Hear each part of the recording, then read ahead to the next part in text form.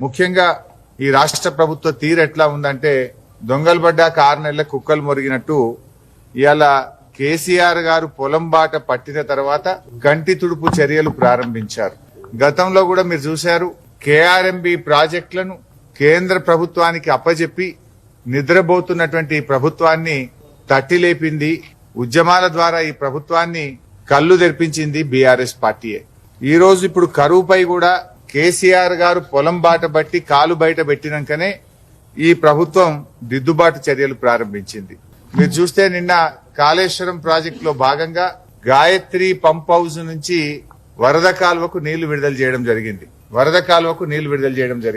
అదే విధంగా సాగర్ ఆయకట్టుకు కూడా నిన్న నీళ్లు విడుదల చేశారు.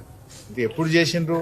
కేసీఆర్ గారు నల్గొండ జిల్లా పర్యటనకు బయలుదేరితే సాగర్ ఆయకట్టుకు నీళ్లు విడుదలైనాయి. 5వ తేదీ కేసీఆర్ గారు కరీంనగర్ పర్యటనకు బయలుదేరతారంటే ఈ రోజు కాళేశ్వరంలోని గాయత్రి పంప్ హౌస్ ద్వారా వరద కాలువకు నీళ్లు విడుదలైనాయి. అంటే కేసీఆర్ గారి చర్యల వల్ల, బీఆర్ఎస్ పార్టీ పోరాటం వల్లనే ఇవాళ రైతులకు కొంత ఉపయోగం ఉంది. అంటే మేము బయలుదేరిపోతే ఈ నీళ్లు వచ్చిండేటి కావు కదా, మీరు ముందెందుకు చేయలేదు?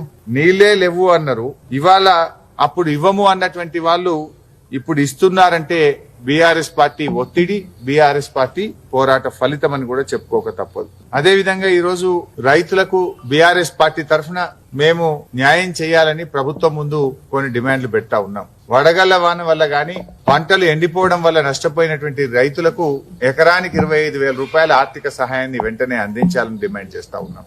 100 రోజుల్లో మీరు అమలు చేస్తామన్న హామీలన్నీ కూడా తక్షణమే అమలు చేసి రైతుల్ని కాపాడాలని చెప్పి మేము కోరుతా ఉన్నాం.